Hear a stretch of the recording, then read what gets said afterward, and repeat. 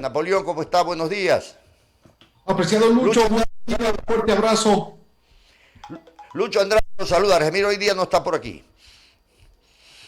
Mi querido Lucho, lo veo sin Argemiro, así que pero un fuerte abrazo a través de usted, Argemiro, también. Bueno, estamos con el abogado Carlos Iván Alarcón. Queremos preguntarle de entrada, hablar sobre las órdenes por escrito que le ha dado al gobierno el Fondo Monetario. Porque a mí me preocupa algo, ¿no? Vi una declaración del gobierno que le está diciendo al que va a venir, ustedes tendrán que hacer esto, lo de acá, en noviembre presentar esto, en septiembre esto, tienen que subir el IVA al 3%, le voy a quitar eso de que le devuelvan el IVA a las personas de la tercera edad, una serie de cuestiones. Cuéntenos usted que es experto en temas tributarios. ¿Qué es lo que está pasando con esta carta firmada con el Fondo Monetario? Gracias, apreciado Lucho. Saludos también a Iván. Un fuerte abrazo. Saludos.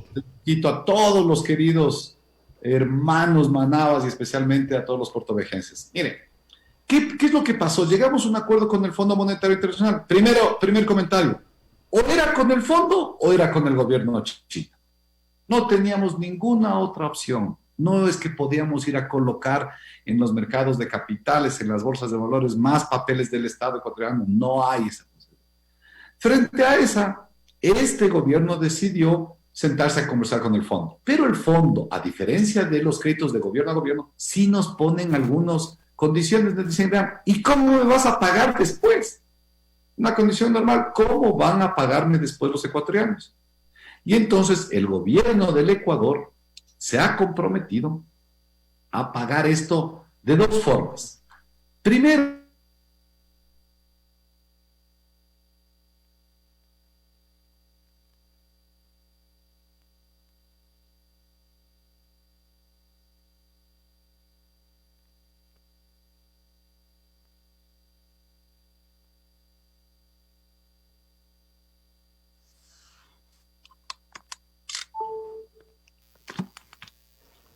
aló, Ahí sí. Ahora sí estamos.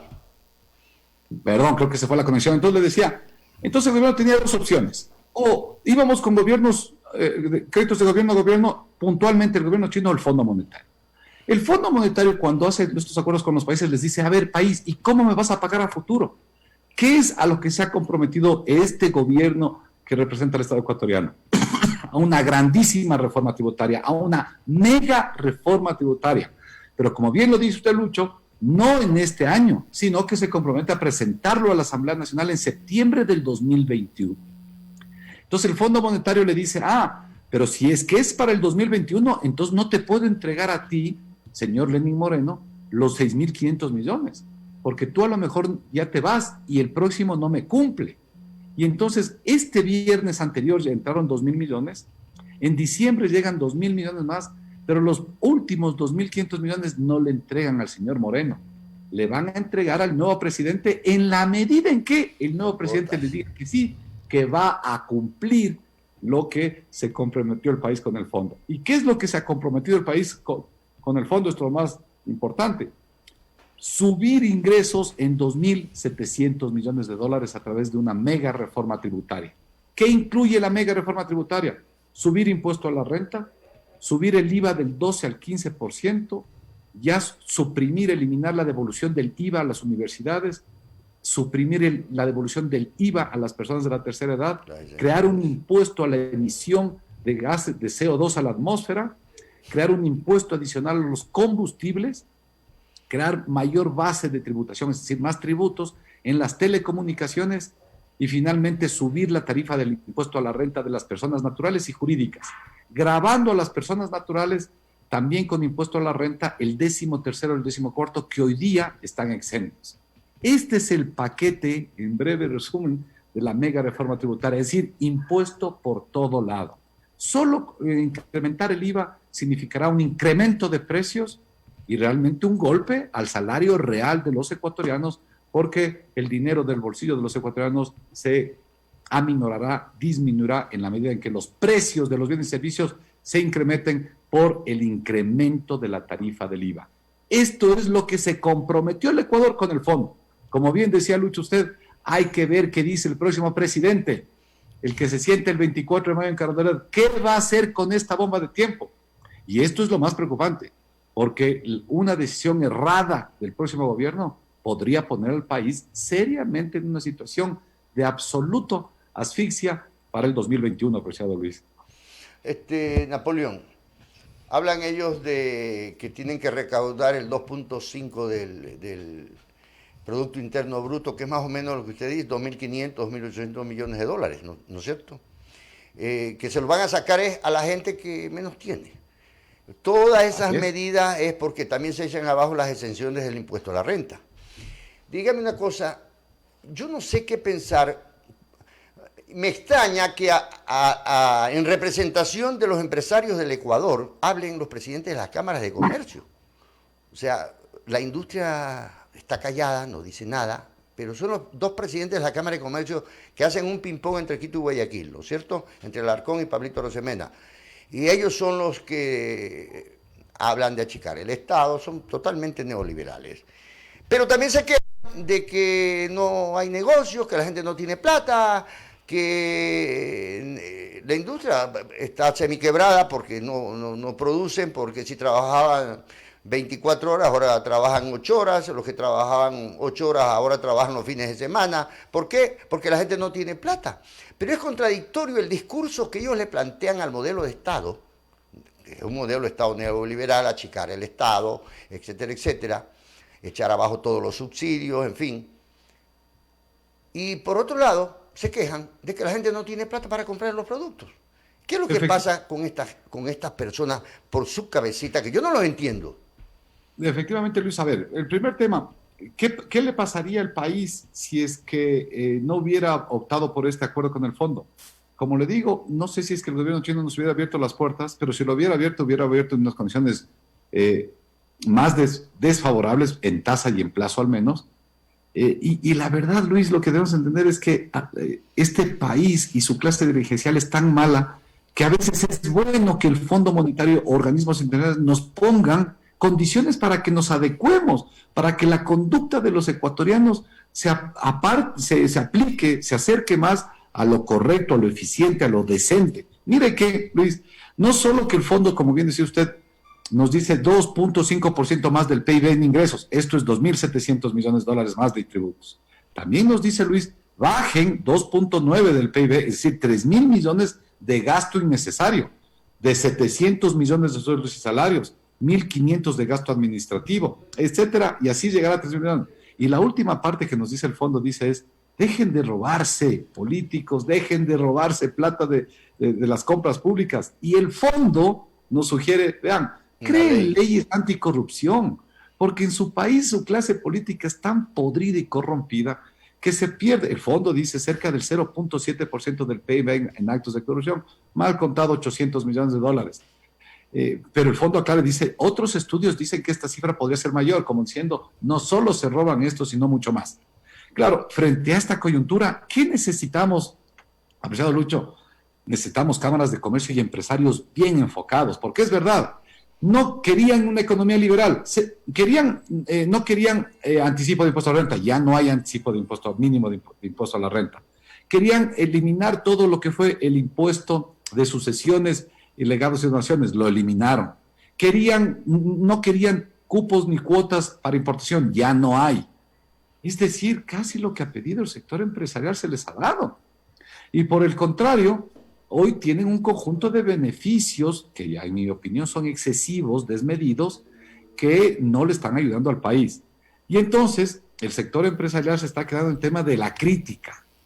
Pero frente a la inversión, al riesgo, al nuevo emprendimiento, a la reinversión de utilidades, son muy pocos esos buenos empresarios que tenemos en el país, varios de ellos en Manabí, muy buenos y de calidad esos empresarios que arriesgan, que reinvierten, que apuestan por el país, pero una gran cantidad adicional quizá mal orientada por este discurso muy banal de su clase dirigencial, me refiero a los empresarios del país, quedándose en la inversión especulativa. A veces es mejor ellos creen que es mejor poner recursos en la banca, en las pólizas, en la inversión especulativa y no en la productiva. Y esto hay que cambiar. Si es que no tenemos este escenario ideal, gobierno, empresario, aquí hay algo importante, Lucho. Hay que invitar a que las universidades sean el escenario y el actor importante de las propuestas al país. Las universidades no pueden quedarse enclaustradas. Lucho, Colombia hizo la gran reforma tributaria en el 2018, liderada por las universidades de ese país, liderada por la Universidad del Externado de Bogotá, lideró. Hizo una reforma tributaria potente, formal, bien organizada, estructurada. Aquí las universidades no tienen que salir del claustro universitario y aportarle al país. Por eso la apuesta es ni en los políticos ni en los empresarios, sino hoy día busquemos a las universidades que sean el camino para proponer las nuevas tendencias de desarrollo de este país, mi querido Luis. ¿Qué opina usted, Napoleón, de las famosas dos propuestas que hay de reforma a la Constitución? Hemos tenido 20 constituciones, cada 9 años y medio hemos tenido una constitución desde que somos república, desde 1830.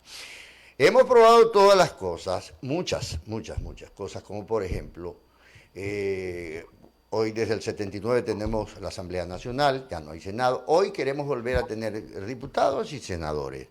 Yo no sé en qué están pensando, por qué tienen que darle poder a uno, por qué no tienen que darle poder al otro. No cambiamos el modelo de Estado ni el modelo de democracia. Si hoy día le podemos consultar mediante un teléfono celular a toda la gente y no hay ningún inconveniente. Pero no quieren hacer eso porque tienen temor, porque más fácil es manipular un grupito que vaya a la Asamblea Nacional, con la corrupción precisamente. Por eso el Fondo Monetario dice, oye, aprueben una ley en contra de la corrupción, en fin. Pero ¿qué le parece a usted que volvamos a nosotros a opinar sobre reformas que pueden hacerse en la Asamblea Nacional con 2 líneas, 3 líneas?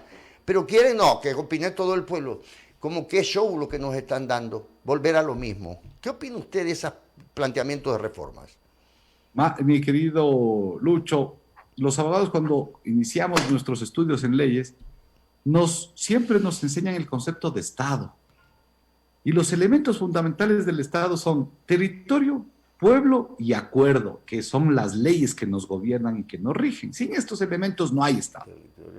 Nosotros nos hemos pasado cambiando el acuerdo, es decir, las leyes, entre ellas la Constitución, tantas veces cuanto pensamos que debía refundarse este país. Resultado, cambiar las leyes no genera bienestar, no genera empleo, no genera evitar la corrupción. No, las leyes no son el fomento del desarrollo de un país. Entonces muchos dirán el territorio, todo lo contrario. Si algo tiene este país es la fertilidad de sus suelos, la riqueza y la productividad de nuestras tierras. Entonces lo que diremos, y entonces ¿cuál es el camino para enmendar esa situación? Y el tema es claro, mi querido Lucho. Aquí lo que hay que cambiar es al pueblo, a los ciudadanos. Los ciudadanos debemos entender que nosotros somos los que financiamos, los que sostenemos a este país, porque somos quienes a través de nuestros impuestos le permitimos que este gobierno y los gobiernos municipales, provinciales y parroquiales, sí, funcionen, mi querido Lucho. Si es que llegamos a entender eso, entonces podremos asimilar que solo con ciudadanos responsables, es decir, si usted está viendo, querido Radio Escucha, que en su cantón el alcalde se dedica a hacer canchas de fútbol, tiene que ir a reclamarle, porque un alcalde no está ahí para hacer canchas de fútbol. Y si el presidente de la Junta Parroquial se dedica a hacer fiestas, verbenas, algazaras y reyertas, usted como ciudadano responsable tiene que ir a reclamar, porque ese presidente de Junta Parroquial está ahí para ayudarnos al adoquinado, a los caminos vecinales, para la limpieza acera, etcétera. Para eso están los funcionarios. Al nivel nacional, si vemos un presidente que se malgasta en obras faraónicas o permite que sus ministros entren en actos de corrupción, o peor aún, que entidades públicas como el ISPOL, mi querido Lucho, se le roben 500 millones de dólares, 500 millones de dólares. Entonces, lo que le está pasando a este país no es que faltan leyes, falta compromiso y educación cívica de los 17 millones de ecuatorianos.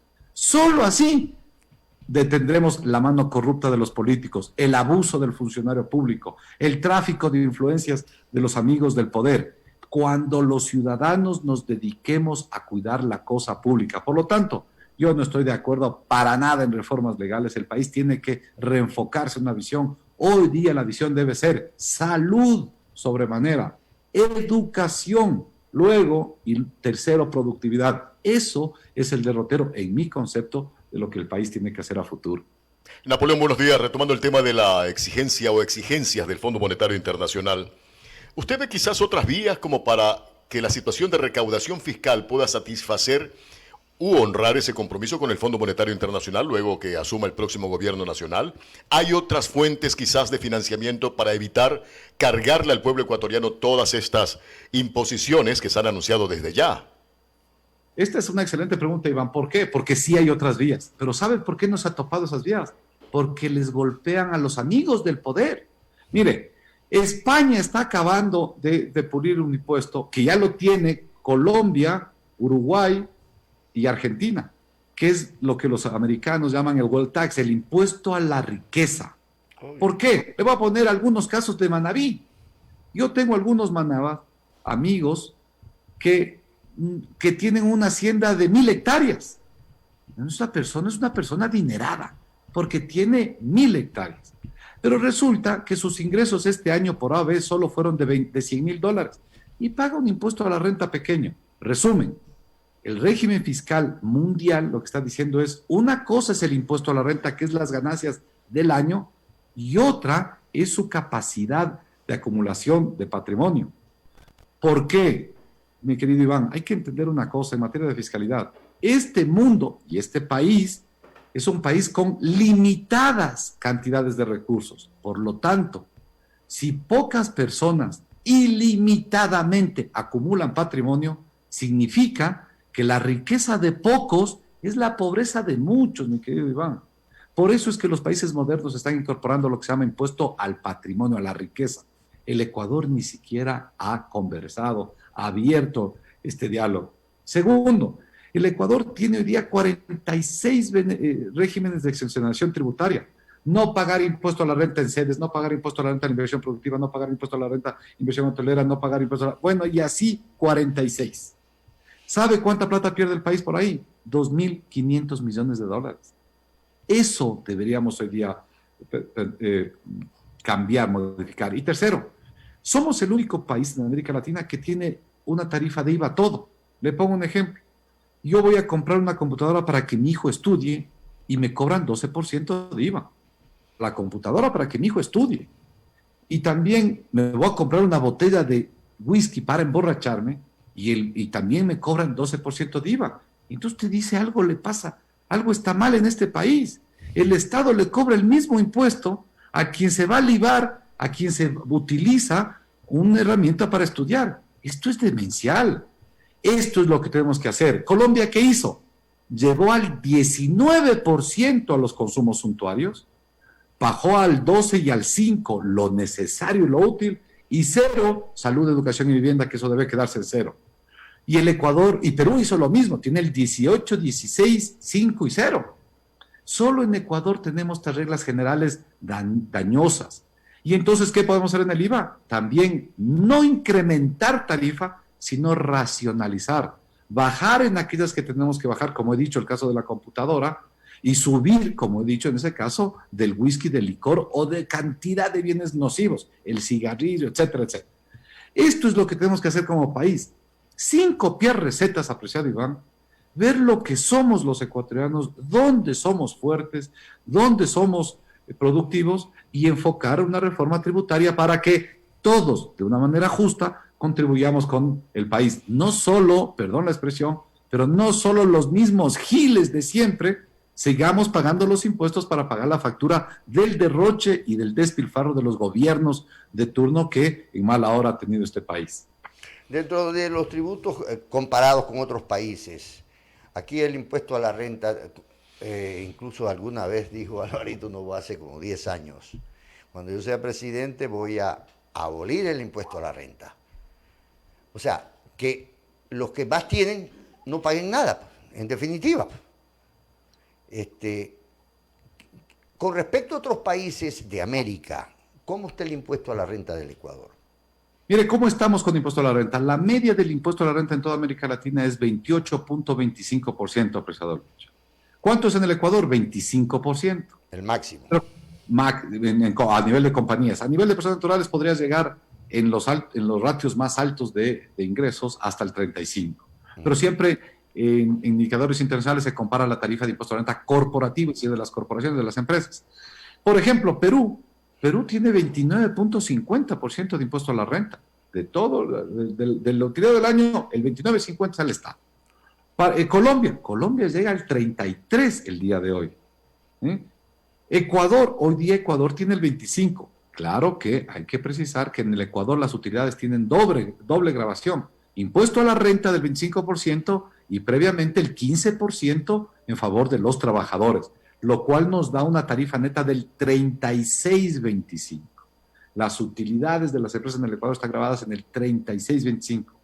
Y el 36.25 frente a toda América Latina, el Ecuador sería el país más costoso de toda América Latina respecto de impuesto a la renta. Por lo tanto, mi querido Luis, una reforma tributaria para ajustar aún más esto va a hacer realmente que se asfixie el sector empresarial, y asfixiado el sector empresarial se generará entonces más desempleo, más pobreza, más inequidad, y sería complicar al país. Por lo tanto, como conversamos con Iván, ¿qué hacer? Tenemos que hacer una reforma que busque efectivamente dónde topar, dónde cambiar los vórtices, y de esa manera permitir que la actividad productiva se reactive, mi querido Lucho. Este país solo saldrá adelante cuando los empresarios malos que tenemos, que son pocos, se conviertan en buenos como los muchos buenos que tenemos. Ese día este país cambiará. Y cuando los ciudadanos indolentes de la cosa pública se conduelan y se sumen a aquellos ciudadanos que están en una activación permanente, cuidando y controlando al funcionario público, al político y al fondo público. Cuando tengamos esas dos cosas, mi querido Lucho, este será un gran país. Napoleón, junto con la exigencia del Fondo Monetario Internacional de que se vaya o que deba haber una profunda reforma tributaria, también está la exigencia de una reforma laboral. ¿Es esto también precarización del trabajo? ¿Es esto también limitar el accionar de bienestar, de satisfacción del pueblo ecuatoriano, sobre todo del trabajador? Efectivamente, y ese ajuste sobre todo está en el sector público, porque, Iván, tú sabes que con la ley humanitaria de este año a propósito de la pandemia, el régimen laboral en el sector privado de alguna manera tiene una vía de escape, porque se creó lo que se llama el contrato temporal humanitario, por medio del cual se puede, que en resumen es una reedición del contrato a medio tiempo o hasta por horas. Y eso va a durar 2 años. Por lo tanto, el sector privado ya tiene ahí una herramienta de alguna manera por la cual se puede generar empleo porque se ha flexibilizado. Lo que no se ha flexibilizado aún todavía es el sector público. Y lo que le está diciendo el fondo, sí, es no solo que disminuya jornadas, no solo que disminuya sueldos, no solo que disminuya partidas, sino que en términos generales se flexibilice el régimen de trabajo del sector público, tanto la Ley Orgánica del Servicio Público cuanto el Código del Trabajo en algunos casos. Y adicionalmente a esto, Iván, también, aunque en el acuerdo con el fondo no se dice de forma textual, pero se infiere por obvias razones, la reforma que también debe abonarse y avanzarse en el país es a la seguridad social. Iván, tú sabes que el ISPOL es un fondo que está quebrado porque una manga de ladrones y sinvergüenzas entre generales de policía, que habrá que apresarlos a estos sinvergüenzas generales de policía que mal invirtieron con unos supuestos empresarios que la verdad son caretas de delincuentes, más ministros y ministras de gobierno que firmaron estas lesivas inversiones, más delegados que forman parte del consejo directivo del ISPOL, le quebraron al ISPOL. El ISPOL hoy día tiene papeles, caballeros. Ya veo cuando nuestros jóvenes policías que se juegan todos los días la vida, le vayan a pedir la ejecución del fondo de salud en vejez, validez, muerte, etcétera, y el ISPOL no tenga los fondos. Pero triste historia del eSport, de un fondo quebrado, Luis, me querido Iván, puede ser que se repita, puede ser, insisto, que se repitan estas prácticas de falta en el ISFA y también en el IES. Por eso es que urge manos decentes que entren a trabajar, porque si la seguridad social de este país entra, como ya está viviendo en un momento difícil, pero entra en crisis, no solo que el país, es decir, la actividad productiva, se detendrá en el 2021, sino que al 2021 podremos tener un estallido social. Mi querido Iván y mi querido Lucho, cuidado, y yo les advierto desde ahora, si no hacemos bien las cosas, el 2021 puede ser un año de estallido social en el país. Los responsables sentarnos desde ya y exigirles a todos estos señores que quieren ser presidentes del Ecuador que nos digan qué van a hacer con todo este escenario, con este acuerdo con el fondo, con esta reforma laboral que bien nos mencionas, con la reforma a la seguridad social, con el tema minero. Por favor, que se acabe el discurso banal, populista, vacuo y fofo. Necesitamos políticos de calidad y ojalá estas elecciones sean eso. El termómetro de que sale una nueva clase política, nuevos candidatos y nuevos ciudadanos que valoran su voto, entienden la gravedad del país, de lo que se viene en el 2021 y definitivamente deciden por la opción que mejor dice las cosas, que mejor propone y que mejor nos dicen cómo va a ejecutar lo que está proponiendo, apreciado Iván. De mi parte, Napoleón. Napoleón, muchas gracias por habernos acompañado en esta mañana. Saludos con todos, un saludo fuerte abrazo a todos mis queridos hermanos manabas. Saludos con todos. Perfecto. Hemos conversado con el abogado Napoleón Santa María.